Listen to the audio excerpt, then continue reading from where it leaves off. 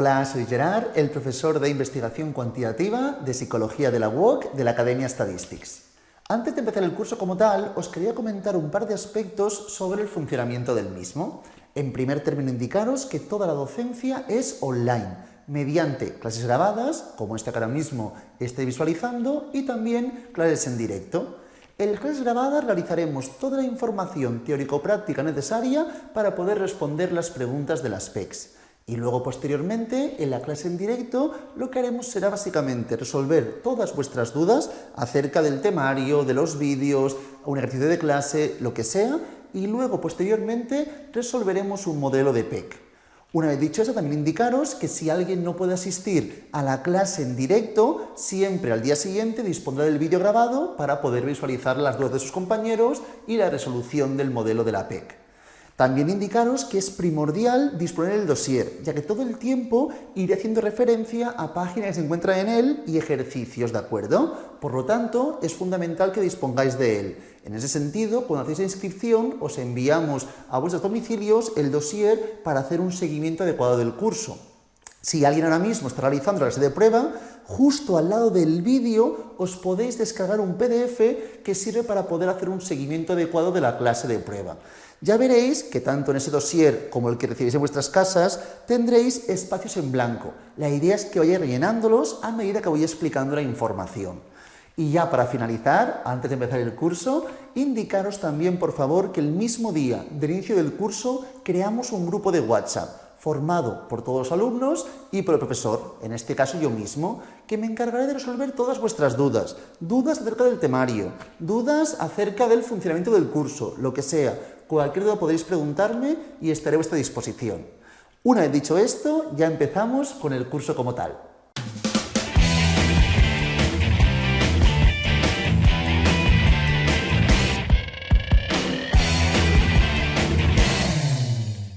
Empezamos ya con el temario como tal.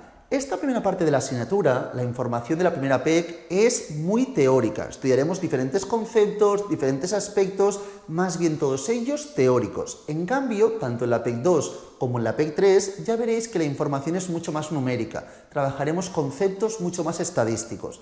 Puede que sea un poco más aburrida esta primera parte, al ser más teórica, y sobre todo el principio, ya que luego lo que haremos será básicamente estudiar las distintas metodologías e intentar entender en cada uno de los artículos que podamos leer qué tipo de metodología están llevando a término, cómo se está realizando dicha investigación. Pero para llegar al estudio de las metodologías, primero debemos tener una base de conocimientos, que es lo que empezaremos realizando en la clase de hoy. Para ello, por favor, vayamos a la página 2 del dossier, donde nos plantean los tipos de conocimiento. Nosotros nos basaremos principalmente en el conocimiento científico, que es la base de toda esta asignatura. Pero aquí, en primer término, disponemos de tres conocimientos. Más allá del científico, tenéis también el sentido común y la religión, ¿de acuerdo? Muy importante, voy a hacer las definiciones. Como ya os comentaba, tenéis espacios en blanco, que el objetivo es que vayáis rellenando a medida que vayamos explicándolos durante el transcurso de la clase. El sentido común básicamente hace referencia a una forma de conocimiento que no está contrastado, pero socialmente aceptado, ¿de acuerdo? Es decir, un conjunto de experiencias compartidas en una sociedad o en un mismo grupo que son aceptadas. Eso sería básicamente el sentido común. La religión es una forma de conocimiento que tiene larga tradición y sigue una metodología bien establecida, pero, muy importante, la contrastación empírica no es importante, ¿de acuerdo? Es decir, si hay una contrastación empírica que refuta lo existente, al fin y al cabo no elimina, no se modifican los conocimientos y las técnicas existentes. Estas dos ideas son contrarias al conocimiento científico, ya que el conocimiento científico se basa siempre en la empiria y siempre va evolucionando, ¿de acuerdo? Siempre, si existen nuevas leyes o nuevas teorías que refutan lo anterior, es siempre provisional el conocimiento científico, está siempre en constante evolución. Y luego nos adentramos ya en el que nos interesa realmente, que es la ciencia, el conocimiento científico, que estudia el cómo y el por qué. y aquí nos plantea que elabora leyes generales, que ahora comentaremos, a partir del uso del método científico, ¿de acuerdo? Entonces, ¿qué son las leyes generales? Pues evidentemente es un conocimiento que pretende ser lo más genérico posible, que pretende leyes lo más generales posibles. Y luego tenemos el método científico, que es un método estandarizado que utilizamos para llegar a dichas leyes. Ya veremos que el método científico está sistematizado, ordenado, estandarizado para poder seguir los pasos de forma adecuada. No es que haya que seguir esa rajatabla, pero es cierto que tenemos un orden preestablecido que deberíamos seguir, sobre todo en nuestros inicios como investigadores. Y luego tenemos que la ciencia, el tercer punto blanquecino que tenemos en la parte central de la página 2, os plantean: la ciencia genera conocimiento sobre el universo. Es la idea, leyes generales, ¿de acuerdo? Y siempre mediante la empiria, al fin y al cabo. Y aquí nos plantean seguidamente dos visiones un poco parecidas, pero planteadas por Popper y Simpson. Popper decía que este conocimiento sobre el universo debíamos generarlo mediante la búsqueda de principios explicativos sostenidos por la observación empírica, ¿de acuerdo? En cambio, Simpson planteaba que este conocimiento sobre el universo se debía generar mediante el establecimiento de relaciones naturales y ordenadas entre los fenómenos observados. Esta es la idea correspondiente, pero lo que haremos será analizar las características básicas del método científico. Del conocimiento científico, mejor dicho. Comentaremos 5, las tenéis en la parte central inferior de esta misma página, de la página 2. En primer término, y lo comentaba, la diferencia básica respecto a religión también y sentido común, que debe ser contrastado, por lo tanto, origen empírico. La empiria es la experiencia, se tiene que poder analizar la información a través de la experiencia, debe ser contrastable, debe ser probable, ¿de acuerdo? Se tiene que poder probar. Este primer punto fundamental como característica del conocimiento científico. En segundo término, debe haber acuerdo interinvestigadores, interobservadores, intercientíficos, es decir, debe haber constancia y fiabilidad. Estos conceptos poco a poco iremos entendiéndolos bien, ¿de acuerdo? Pero ahora me interesa que entendamos las 5 características básicas del conocimiento científico. En tercer término, la replicabilidad, que sea replicable, ¿de acuerdo? Que se puedan verificar los acuerdos y que se confirme lo que estudiamos en otras situaciones. Luego, la relación con la ciencia, es decir, que lo que estemos estudiando se pueda insertar en la ciencia de forma ordenada e integrando en una estructura formal que tenga sentido, ¿de acuerdo? Y luego, por último, la comunicabilidad. El científico debe poder comunicar sus resultados y que estos sean tangibles. Estas son las 5 características fundamentales del conocimiento científico. Seguidamente me dicen, ¿cómo se genera y organiza el conocimiento científico? Pues evidentemente, como podemos leer aquí, mediante el método científico. Pero muy importante, y tiene relación con las características que antes comentábamos. El conocimiento científico no se yuxtapone, es decir, que lo comentábamos en el punto 4, sino que se ordena mediante una estructura lógica. No se va acumulando, sino que tenemos aquí cierta información, se va todo ordenando, ¿de acuerdo? Y también, muy importante, que lo comentaba, el carácter de provisionalidad, que el conocimiento científico no es permanente, ya que los datos se ponen siempre a prueba mediante la empiria y pueden refutar o rechazar aquello que estábamos planteando como leyes generales. Por lo tanto, nunca es permanente, siempre está en constante evolución. La ciencia, al fin y al cabo, es dinámica. Y luego estudiaremos los 2 paradigmas metodológicos por excelencia, que es el deductivo, la deducción, y la inducción, estrategias de deducción e inducción. Luego veremos que los métodos pueden ser deductivos, inductivos y básicamente nos centraremos en el método hipotético deductivo. Pero en primer término vamos a mirar qué entendemos por estrategia de sistematización deductiva. Deductiva es cuando pasamos de lo general a lo particular, es decir, pasamos de un plan teórico de la teoría, ¿de acuerdo?, al plan empírico de la experimentación, de lo general a lo particular. En cambio, en el inductivo, el proceso es totalmente inverso. En este caso pasamos del plan empírico al plan teórico, al general, ¿de acuerdo? A partir de estos dos conceptos tenemos los tres métodos científicos por excelencia. Nos centraremos en el tercero en psicología, pero comentaremos los tres ahora mismo. En primer término, el método deductivo, que evidentemente tiene relación con la estrategia deductiva, que es a partir de la ley general intentamos o extraemos implicaciones que pueden ser contrastadas en la realidad. Es decir, a partir de la formulación general con el fin, es decir, partimos de la formulación general con el fin de que sea aplicado el conocimiento en un caso particular. Vamos de arriba hacia abajo, como si dijésemos, ¿de acuerdo? Tenéis dos puntos blanquecinos. El primero es un poco repetitivo todo, pero el primero sería que en este caso pasamos de un caso general a un caso específico, un caso particular. Y en este caso indicar que el método deductivo está estrechamente relacionado con el falsacionismo, ¿de acuerdo?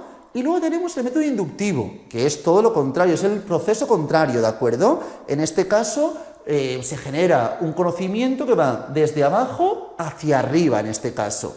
Por lo tanto, primer punto blanquecino, podríamos indicar que va del caso particular, del caso específico, al esquema del caso general. Y luego, en este caso, antes hablábamos que el método deductivo está ligado con el falsacionismo, en cambio, el inductivo está ligado más bien con el verificacionismo, ¿de acuerdo?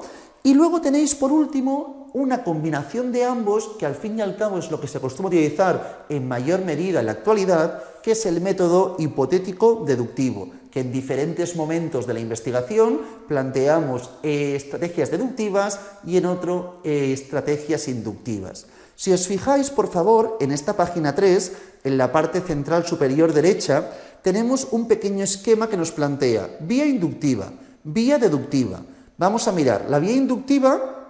¿Qué planteamos? La información de casos particulares afines para llegar finalmente a consistencias estables, a leyes generales. En cambio, en la vía deductiva, ¿qué haremos? Partimos de leyes generales y ¿qué deberemos plantear entonces generalmente? Muestras que confirmen o refuten la información planteada en estas leyes generales. Y aquí nos plantean los diferentes muestreos para intentar extraer de la población muestras lo más representativas posibles. Ya veréis que este tipo de muestreos los estudiaremos más adelante. Será importante para asegurar la representatividad de la muestra, que la muestra sea representativa de la población objeto de estudio. A partir de aquí también, en la parte central de la página 3, tenemos en la parte izquierda una explicación inductiva, como veis de abajo hacia arriba, de datos brutos llegamos a la teoría, es decir, del caso particular al caso general. En cambio, en la derecha podéis ver la explicación deductiva, que va de arriba hacia abajo, de la teoría hasta, en este caso, la información de un caso particular o específico. Es lo que estábamos comentando, de arriba hacia abajo o de abajo hacia arriba, inductivo o deductivo. Una vez tenemos esto, vamos a comentar cuál es el método más trabajado, más utilizado de la psicología, que evidentemente será el método hipotético deductivo, como podemos comprobar en la parte inferior de la página 3. Tenéis aquí dos puntos negrizos. El primer punto es que la ciencia en psicología tiene un objeto de estudio propio. Entonces, por eso considero una ciencia diferente a otras, porque su estudio objetivo de estudio es distinta a la de otras ciencias. Y como bien decíamos, el método más utilizado en la psicología es el método hipotético deductivo. Aquí tenéis un pequeño esquema en la parte inferior derecha que tiene mucha relación con lo que teníamos en la parte central. Si os fijáis, en la parte izquierda, ¿qué ocurre? Que se presenta el ciclo de la inducción. Si os fijáis, la generación del conocimiento va de abajo hacia arriba, ¿de acuerdo? Esto en la parte izquierda. En cambio, en la parte derecha se presenta la deducción, que es totalmente al revés. Se plantea una hipótesis y se busca solución a esta hipótesis. Se plantea a partir de los datos si la hipótesis se refuta o por el contrario se acepta. Esta es o son los dos tipos de paradigmas que nos encontramos y generalmente haremos la unión de ambos para trabajar con el método hipotético deductivo.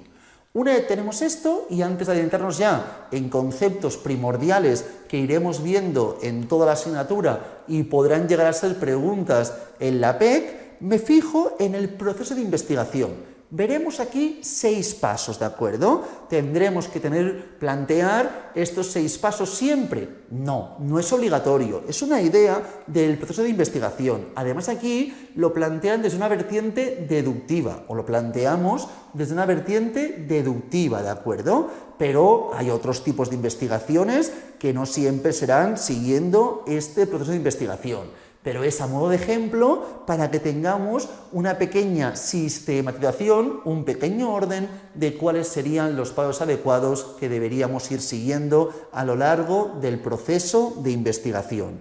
En primer término, esto fundamental, que es la detección del problema, básicamente. Aquí, básicamente, tenemos que indicar cuál es y delimitar cuál es el problema de nuestra investigación. El objetivo de la investigación, solucionar qué problema, ¿de acuerdo? Para ello deberemos revisar toda la documentación existente, creando un marco teórico que sea lo más completo posible, con la máxima información posible, ya que así posteriormente las siguientes fases de la investigación estarán realizadas sobre un sustento teórico mucho más elaborado. Por ese motivo, en primer término, cuando tenemos que determinar el problema, es fundamental una revisión de la documentación sobre el estado de la cuestión actual, ¿de acuerdo? Una vez tenemos esto, nos vamos al segundo punto, que es la formulación, el planteamiento de hipótesis. Hipótesis es, al fin y al cabo, una solución tentativa al problema que estamos estudiando. No todas las investigaciones tienen por qué tener hipótesis. Muchas veces en métodos inductivos no hay hipótesis, ¿de acuerdo? Pero aquí es un ejemplo genérico y más basado en la vertiente deductiva. Entonces vamos a plantear la información de hipótesis, solución tentativa al problema existente. Entonces, tenéis diferentes puntos negrizos. El primero me dice, mediante la hipótesis, que como hemos dicho básicamente es una explicación tentativa del problema y acostumbra a ser mucho más concreta. Es decir, acotamos más la aplicación de la teoría. Lo que hacemos es intentar dar una solución tentativa al problema y de esa forma se acota mucho más la información. Y también comentaros, este segundo punto es importante, que trabajamos mucho con constructos en psicología. Constructos son variables que no son directamente observables. Si pensáis en psicología, prácticamente cualquier variable que estudiemos será un constructo, o muchas de ellas. Por ejemplo, estudiamos la depresión, la felicidad, son diferentes variables que no son directamente observables y tendremos que buscar instrumentos para poder medir esa variable. Ya lo veremos eso cuando operativizamos la variable, ¿de acuerdo? Entonces, esto correspondía al segundo punto negrito que tenemos aquí, variables que no son directamente accesibles a partir de la observación, y luego tenemos que las hipótesis se pueden clasificar de dos tipos, si son unidireccionales o bidireccionales, ¿de acuerdo? Aquí básicamente hablamos de relación simétrica o asimétrica. Las unidireccionales se caracterizan por tener una relación asimétrica. ¿Por qué? Porque queremos ver cómo una variable influye, una variable afecta, determina a otra variable. De ahí que hablemos de relación unidireccional. Hay una dirección ya planteada, ¿de acuerdo? Por el contrario, en las bidireccionales se denomina o hablamos de relación simétrica. Aquí no estudiamos si una variable influye, afecta, determina a la otra. Únicamente estudiamos la relación existente entre ambas. Es decir, cuando estamos haciendo hipótesis unidireccionales, deberemos plantear la idea de variable independiente y variable dependiente, cómo la independiente afecta a la dependiente. En cambio, en bidireccionales, al ser una relación simétrica, no tendremos que plantearnos la idea de cuál es la independiente y cuál es la dependiente, sino que tendremos distintas variables y estudiaremos la relación existente entre ellas. Una vez tenemos esto, bueno, he hecho un ejemplo de solamente una independiente y una dependiente, pero puede haber estudios con distintas independientes y una dependiente, con más de una dependiente, pueden haber estudios muy complejos con muchas variables. Y luego tenéis el cuarto punto negrizo dentro de la formulación de las hipótesis, la hipótesis de la no diferencia. Es decir, cuando planteéis hipótesis, y esto básicamente me servirá para las siguientes PECs, en esta PEC esta información no será ni mucho menos importante, pero cuando planteamos hipótesis, planteamos siempre dos, la nula y la alternativa, ¿de acuerdo? Básicamente, la alternativa es la complementaria a la nula y la alternativa básicamente es la que define el investigador, es la hipótesis alternativa, la que viene determinada por el investigador. Entonces, en el último punto, lo que tenemos que indicar es que el objetivo de la investigación lo que busca es básicamente poder falsar la hipótesis nula para mantener la alternativa. El objetivo es rechazar la nula, refutar la nula, para poder así aceptar la hipótesis alternativa. Este es el objetivo de la investigación en genérico. A partir de aquí, una vez hemos comentado las hipótesis, repito, no todas las investigaciones deben tener hipótesis. Aquí estamos planteando un ejemplo deductivo. Por ese motivo, se plantea esa información, aunque no es un orden que sea totalmente obligatorio. Es como una recomendación del proceso de investigación. Seguidamente, elaboración del diseño. Aquí, para llevar a cabo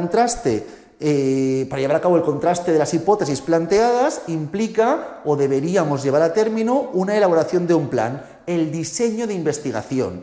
Aquí básicamente veremos diferentes diseños, los diseños más bien descriptivos, que se basan solamente en intentar comentar la información y como muchas veces explicarla, pero no buscan tanto las relaciones ni tampoco las predicciones. Y luego tenemos ya diseños un poco más complejos en el sentido que buscan la explicación, las relaciones entre variables y sobre todo a veces también las predicciones posibles, aunque dentro del mundo de la psicología sea un poco más complejo eso. Entonces, aquí si os fijáis, es la parte fundamental de esta PEC donde comentaremos los diferentes tipos de diseños. Diseños experimentales, diseños cuasi experimentales, diseños observacionales, ex post facto y diseños de encuesta. Todos estos tipos de diseño lo tendremos aquí y tendremos que determinar qué diseño realizamos según el tipo de investigación. Esto es fundamental. A veces puede parecer una absurdez, pero si esto no está bien hecho, todas las partes siguientes ya estarán condicionadas. Por lo tanto, es fundamental determinar y elegir el diseño más adecuado para nuestra investigación, ¿de acuerdo? El segundo punto negrizo que tenéis en este punto 3 nos dice que básicamente es el diseño de una situación en la que hacer operativa una derivación observable de la hipótesis, ¿de acuerdo? Entonces, es la idea correspondiente, poder, en este caso, obtener los resultados correspondientes que posteriormente estudiaremos para determinar si refutamos o no la hipótesis planteada. Una vez tenemos el diseño, que repito, es la parte en la que nos centramos en esta PEC, este punto 3, el diseño, diferentes tipos de diseños y por qué elegimos uno u otro y cuáles son las características correspondientes a cada diseño. Y luego la parte fundamental será saber leer un artículo y determinar qué diseño y qué características tiene ese diseño. Ya veremos que cuando comentemos 5 diseños, luego habrá también cada uno de ellos con sus respectivas características y deberemos saber entender las características propias de cada uno de los posibles subdiseños, entre comillas, ¿de acuerdo? Luego tenemos el punto 4, que es la sistematización de la información obtenida en forma de datos. Son todos los datos. Esto ya lo estudiaremos en siguientes PECs, que es básicamente la recogida de datos y preferiblemente, si podemos elegir, que estos datos sean numéricos. ¿Por qué digo que si podemos elegir sean numéricos? Porque podremos extraer indicadores estadísticos mucho más útiles que si trabajamos con datos no numéricos, aunque a veces deberemos trabajar también con datos no numéricos, ningún problema. El punto 5, relacionado con el anterior y muy importante en las siguientes PECs, es la aplicación de la decisión estadística. Es decir, que a partir de la estadística tomaremos decisiones de refutar, rechazar o no las hipótesis. Será la estadística, mediante estadística descriptiva y sobre todo estadística inferencial, a partir de la cual determinaremos si rechazamos o no las distintas hipótesis. Repito, 4 y 5, parte fundamental en los temas, más que los temas, en las PECs 2 y 3. Así como también el último punto que correspondería ya a las conclusiones.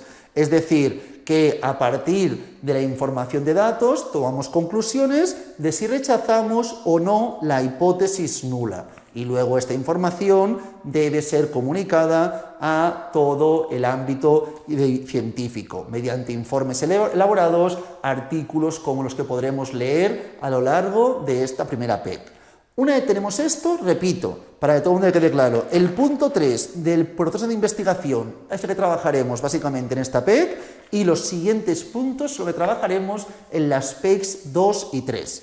Una vez visto esto e indicando que la asignatura se llama investigación cuantitativa, es decir, nos centraremos más bien en todas las metodologías cuantitativas, aquí tenemos la información correspondiente a la metodología cualitativa.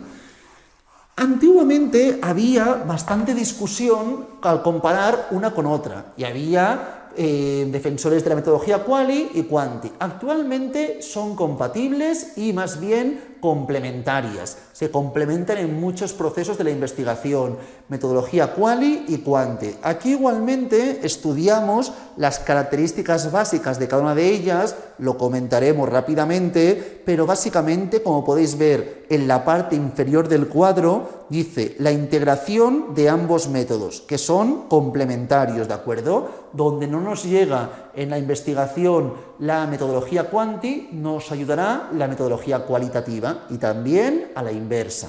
Entonces vamos a comentar muy rápidamente, a grandes rasgos, la información de este cuadrante. En primer término, tenéis 1, 2, 3, 4, 5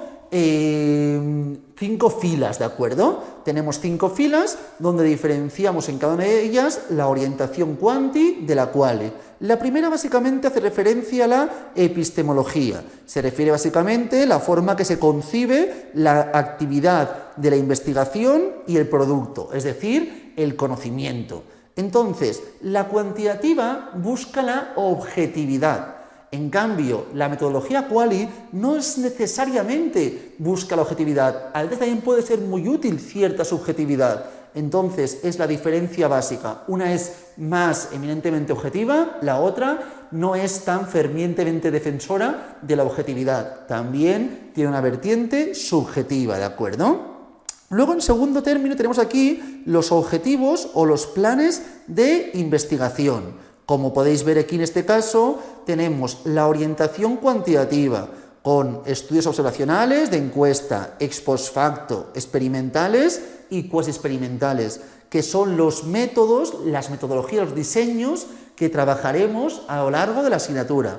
Os he comentado que había 5: observacionales, encuestas, ex post facto, experimentales y cuasi experimentales. No es que haya 5, sino que nosotros estudiaremos 5, más bien dicho, ¿de acuerdo? Y luego tenemos la información correspondiente a la orientación cualitativa, donde podéis ver en este caso la etnografía, estudios de caso, investigación-acción. Todo esto en esta asignatura no lo estudiaremos, ¿de acuerdo? Que tengáis la información, pero no se llevará a término este tipo de planes de investigación. Luego, ¿cómo se recoge la información? Técnicas de recogida de información. Si os fijáis, en la cuantitativa, y lo iremos viendo, tenemos observación sistemática. Ya veréis que la observación sistemática es una observación muy ordenada. Muchas veces tendemos a pensar la observación como algo muy subjetivo, pero también se puede plantear observación como algo muy objetivo. Si os digo a un conjunto de personas observarme y no os doy ningún tipo de sistema ni ningún tipo de estandarización, cada uno mirará lo que quiera de mí. Si solamente os digo apuntar una hoja cuando hablo y cuando me callo, está hablando, está callado, está hablando, está callado. Entonces, si lo vais apuntando, seguramente todos tenéis unos resultados muy parejos sobre cuando hablo o cuando me callo. O muevo ambas manos, muevo una mano, la otra o ninguna de las dos. También sería otra opción de sistematizar la observación. Se puede plantear en diferentes grados, pero básicamente es la idea. Intentar objetivizar, como comentábamos, la entrevista, cuestionarios, test, etc. En cambio, en la orientación quali, como veis, cuestiones abiertas, narraciones personales, observación participante, cuando participas de la observación, toda esa información. Luego tenemos, en el cuarto punto ya, las técnicas de selección y análisis de datos. Si os fijáis, en la orientación quanti, las técnicas de selección acostumbran a ser muestras probabilísticas. Esto lo pongo entre comillas. Sería lo ideal, pero ya veréis que muchos artículos que leáis y muchos estudios que podáis leer se plantean finalmente muestreos no probabilísticos, que en principio son más recurrentes de la orientación quali, pero muchas veces son lo que también realizaremos en la orientación quanti.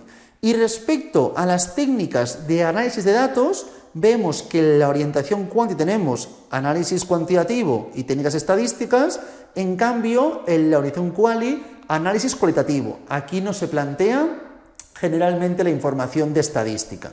Y por último, criterios de valoración, que en criterios de valoración del proceso de investigación, los que nos importan son los que veremos en la orientación quanti, que será fiabilidad y validez generalmente, ¿de acuerdo? Tanto la interna como la externa.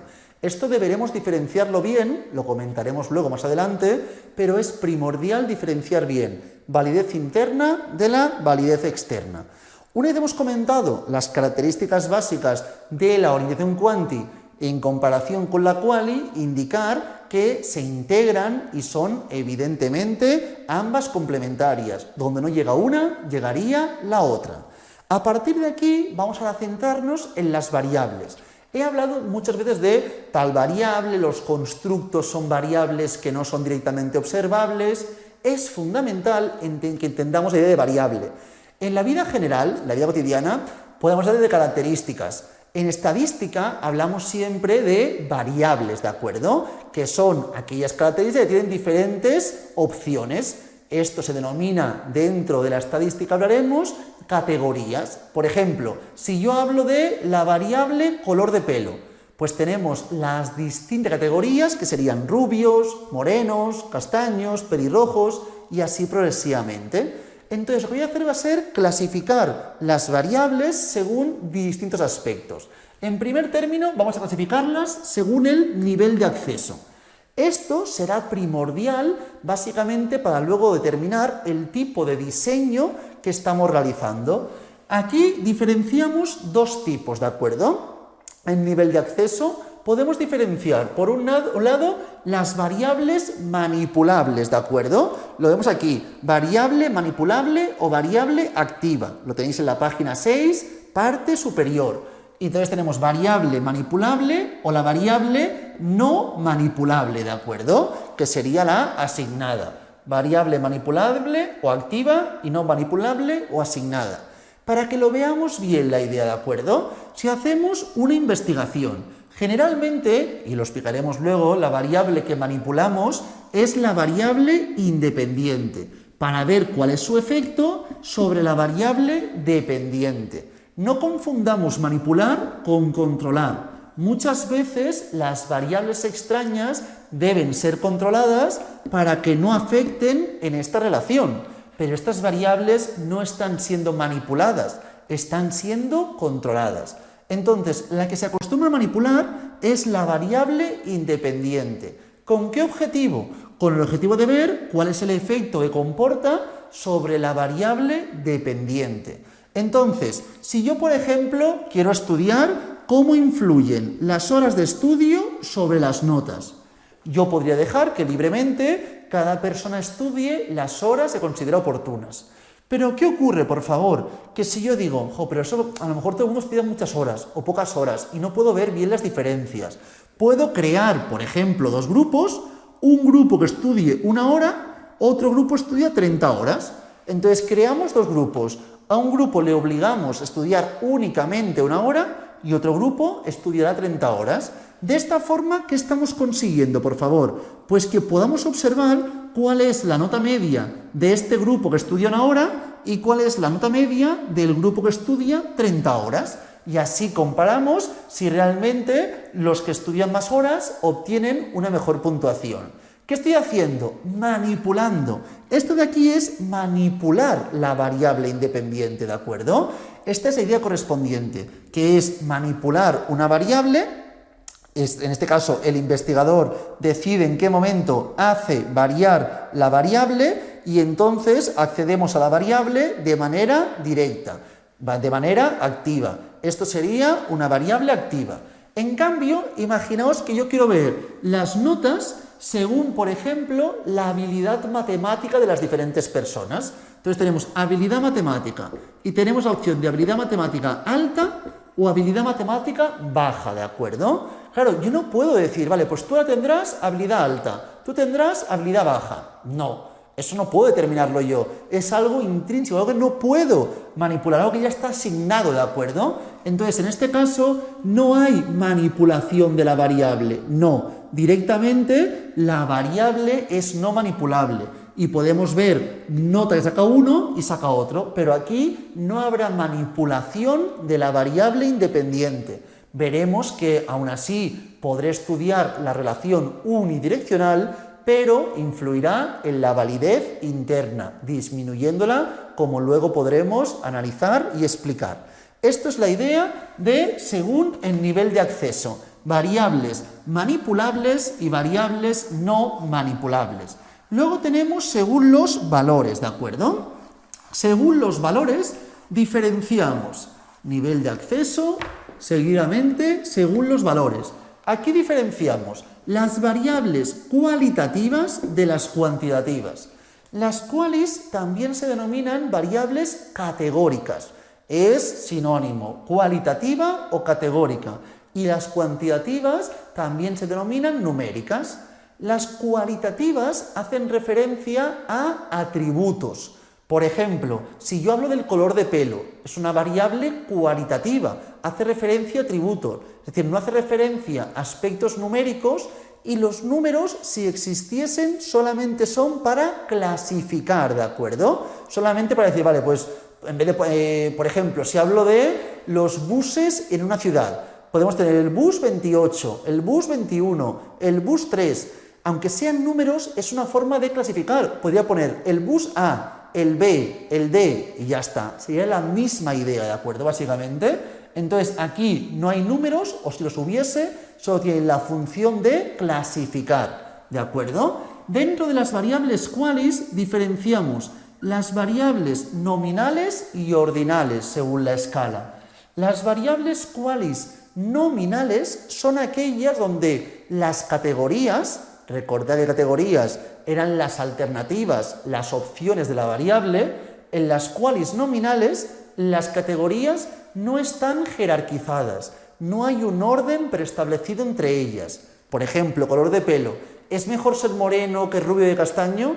No hay un orden, puede para alguien prefiere una cosa que la otra, pero no hay un orden preestablecido. Aquí hablaríamos de variables qualis nominales, ¿de acuerdo? Y luego tenemos las qualis ordinales. Cuando hablamos de una variable quali ordinal, hacemos referencia básicamente a variables que se refieren a atributos, pero aquí sí que hay un orden preestablecido. Si yo os hablo, por ejemplo, de el nivel de estudios, primario, secundario, universitario, doctorado, ahí habría un orden preestablecido. Hablaríamos de una quali ordinal, ¿de acuerdo? Y luego tenemos las variables cuantitativas. Las variables quantis, según la escala, se pueden clasificar como escala de razón o de intervalo. Esto lo comento muy rápido, aunque lo que me importa es básicamente según los valores, que es discreta o continua, ¿de acuerdo? Pero os comento esta información por si os preguntasen por ello. Las variables quantis, según la escala, se pueden definir como razón o intervalo. Escala de razón es aquella donde el cero es un cero absoluto, un cero que no es arbitrario. El cero indica la ausencia de la característica. Por ejemplo, si hablo del peso, si algo pesa 0 kilos, es que no tiene peso, evidentemente. El cero sería la ausencia de la característica. En cambio, en escalas de intervalo, el cero es arbitrario. Un investigador científico determina el cero, pero ese cero no indica la ausencia de la característica. Un ejemplo muy recurrente es la temperatura. No existe la información de no frío, no calor. Entonces, el cero, según qué escala estemos trabajando, se plantea en un lugar o en otro, ya que es un cero arbitrario.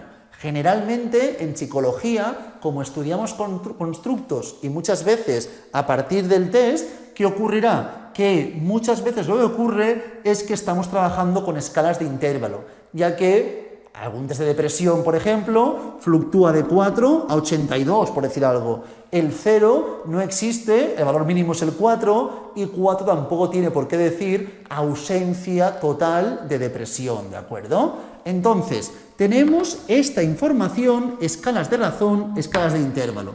Pero lo que me importa básicamente, lo que os preguntan en mayor medida, es si la variable quanti, según sus valores, es discreta o es continua.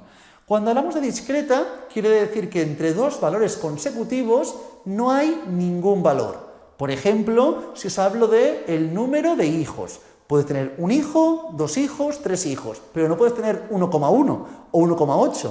Entre un hijo y 2 no hay ninguna alternativa.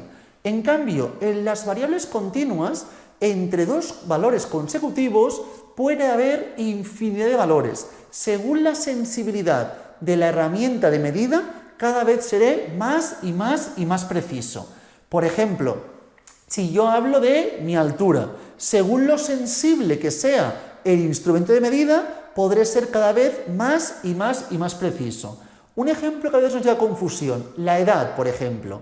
Si a mí me dicen la edad en años, solo puedes tener 20 o 21 o 22 o 23.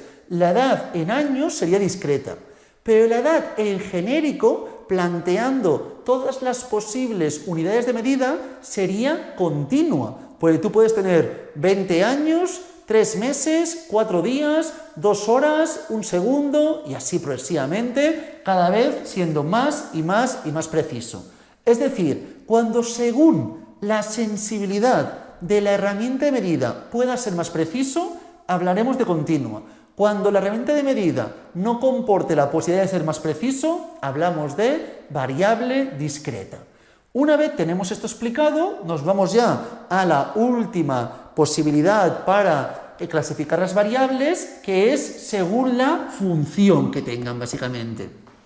Esto no quiere decir que en todos los estudios tenga que haber variables qualis y quantis, ni tampoco en todos los estudios tenga que haber lo que ahora explicaré. Pero sí que en estudios de relaciones de causalidad se dará siempre, ¿de acuerdo? Aquí tendremos la variable independiente, que ya la comentaba, la variable dependiente y las extrañas o de confusión.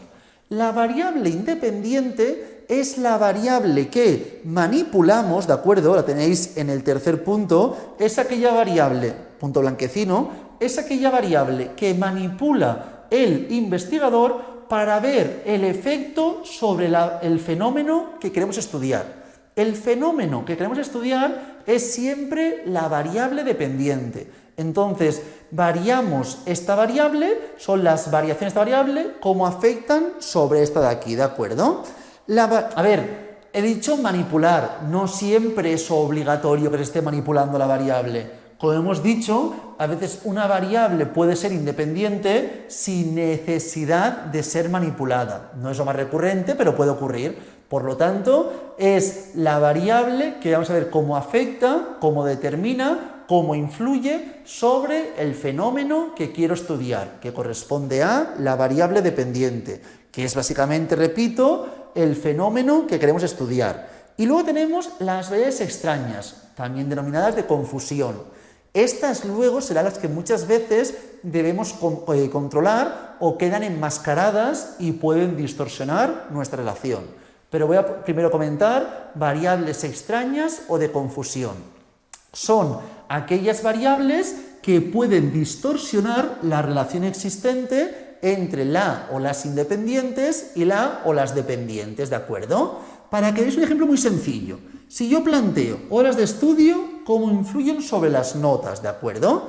Y yo en este caso hago dos grupos. Manipulo la variable, un grupo que estudia 0 horas y otro que estudia 20 horas, ¿de acuerdo? Yo he manipulado la variable independiente creando dos grupos. Entonces, miro las notas y estos sacan un 6 y estos un 6. A partir de esto digo, uy, qué raro, yo pensaba que estudiar más horas comportaba mejor nota, pero veo que no. Entonces, ¿qué puede ser? Que haya variables extrañas que estén distorsionando esta relación. Imaginaos que en este grupo de gente es donde está la gente que no trabaja, tiene más inteligencia y además es repetidora. Ya sabe de qué va la asignatura, ¿de acuerdo? Y esta gente es gente que trabaja, que tiene cargas familiares, tiene inteligencia menor y nunca ha oído hablar de nada de estadística. Pues claro, esta ya partía de un concepto mucho más elevado que esta. Por lo tanto, todas estas variables son variables extrañas que pueden confundir esta relación. Por lo tanto, ¿qué ocurre? Que las variables extrañas son aquellas que pueden llegar a distorsionar la relación entre la independiente y la dependiente, ¿de acuerdo?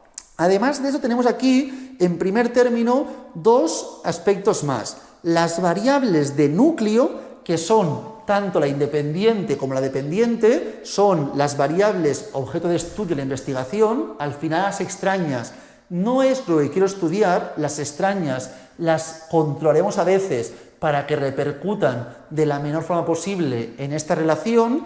Y luego tenemos las variables relevantes, que son todas aquellas variables que tienen influencia sobre la variable dependiente. Es decir, tanto estas como estas, porque estas también pueden influir aquí. Estas serían las variables relevantes.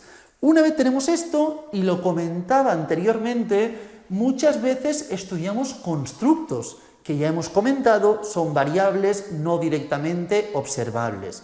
¿Y ello repercute en qué? En que muchas veces tenemos que buscar o realizar un instrumento, generalmente en psicología el test, para poder llegar a medir la variable que estamos trabajando. Por lo tanto, hay que operacionalizar la variable. Cuando hablamos de ello, básicamente es buscar un instrumento con el objetivo de poder medir el grado que cada uno de los individuos tiene respecto a dicha variable.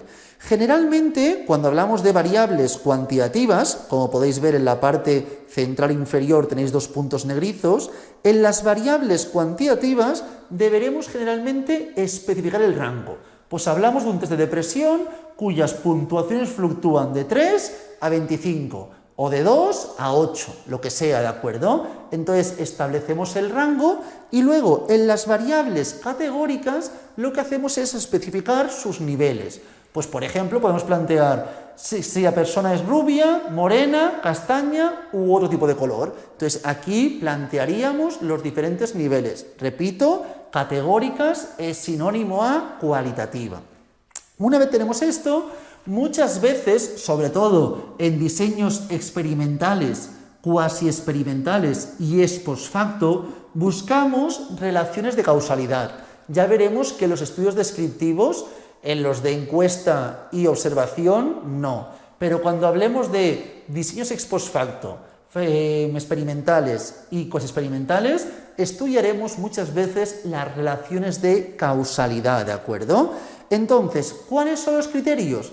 Los iremos comentando en más momento de la asignatura, pero de momento quiero que ya estén claros desde el momento inicial. Tenemos tres, como podéis ver en la parte inferior. Primero, la asociación. Claro, si solamente me quedase en la asociación, si hay o no hay relación entre variables, pero no la causalidad, estaríamos seguramente en aspectos mucho más descriptivos, como puede ser en encuesta o en observación, donde vemos que hay relaciones entre variables. Pero es el primer punto para la causalidad. La asociación, básicamente, es analizar los datos obtenidos e indicar si hay o no hay una relación significativa entre ambas variables, en este caso, entre la variable independiente y la variable dependiente, ¿de acuerdo? Es decir, cuando se modifican o cambian los variables de una que afecten a los valores de la otra. Luego tenemos también el segundo punto, la temporalidad, es decir, que una es la que afecta a la otra. La causa, la variable independiente, debe preceder al efecto, es decir, la variable dependiente. Primero independiente y luego vendría la dependiente. Y por último, ausencia de otros aspectos que puedan estar influyendo en esta relación. Eso que comentábamos de variables extrañas.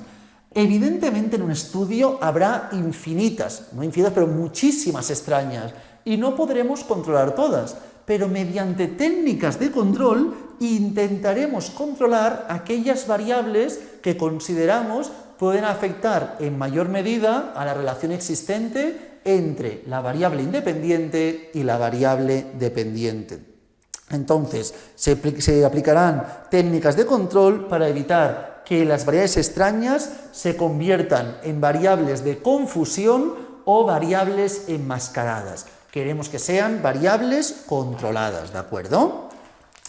Una vez visto esto, vamos a comentar a grandes rasgos la información correspondiente a la fiabilidad y comentaré la validez que empezaremos a estudiarla, o mejor dicho, continuaremos estudiándola en la siguiente clase. Hoy solamente comentaremos dos rasgos o dos aspectos a grandes rasgos, ¿de acuerdo? Empezamos por la información de la fiabilidad, ¿de acuerdo? Cuando hablamos básicamente de fiabilidad es que los resultados obtenidos en nuestra investigación puedan ser reproducidos, replicados por otros investigadores utilizando el mismo procedimiento y que los resultados coincidan. Este es el objetivo primordial dentro de la fiabilidad. La fiabilidad tampoco la trabajaremos en exceso, comentaremos esta idea y poco más. Donde nos centraremos más es en la validez. Validez interna y la validez externa. Repito, solamente comentaremos dos rasgos hoy y en la siguiente clase ya nos adentraremos en mucha mayor medida en estos conceptos, ¿de acuerdo? Validez interna. Tenéis aquí un cuadrante. Voy a rellenar solo este cuadrante y repito, en la siguiente clase estudiaremos con más tranquilidad la información. Validez interna. Es cuando estudiamos la relación existente entre validez interna, entre variable independiente y variable dependiente, ¿de acuerdo? Cuando no haya ningún tipo de duda que los efectos, que los cambios de la variable dependiente vienen producidos por la independiente. Cuanto más seguridad tengamos de esta relación, que estos cambios vienen producidos por esto, mayor validez interna habrá. Por lo tanto, en la primera fila de validez interna tendríamos que poner en el cuadrante relación inequívoca entre variable independiente y variable dependiente. En la segunda fila, una vez hemos dicho que tenemos que estudiar este efecto sin que haya posibles confusiones, ¿qué ocurre? Que es importante el control. Tendremos que utilizar distintas técnicas de control para asegurarnos que las modificaciones o variaciones de la dependiente bien determinadas, bien afectadas directamente por la variable independiente. Entonces, relación inequívoca y control. Y por último, que en este caso, como se puede observar al estar contando todo mucho, hablaremos más bien de situaciones de laboratorio, situaciones artificiales, ¿de acuerdo? Muchas veces.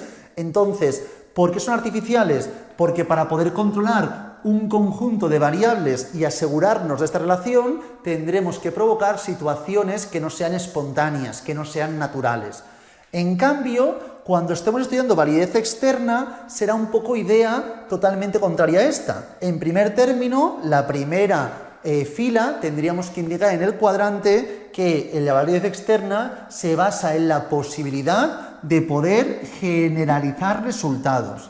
Para poder generalizar resultados será fundamental estudiar el comportamiento más natural, más espontáneo, ¿de acuerdo? En segundo término, muy importante, es la representatividad. Ahí como el objetivo es más bien estudiar esta relación, no me importa en exceso que sea representativo. Si lo es, bienvenido sea y evidentemente favorece la investigación, pero muchas veces es inviable, ya que si tengo que coger a personas que hagan un estudio de forma muy concreta, no habrá opciones de que muchas personas puedan participar en dicha investigación.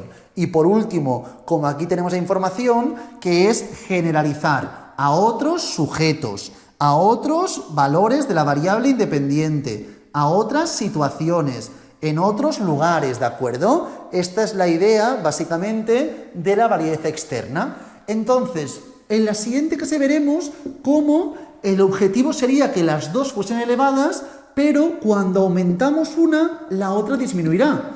Cuanto más artificial sea la situación, evidentemente esto se da en situaciones naturales, comportamiento espontáneo, cuanto más artificial y más aumente esto, menos natural será y por lo tanto menor será la validez externa.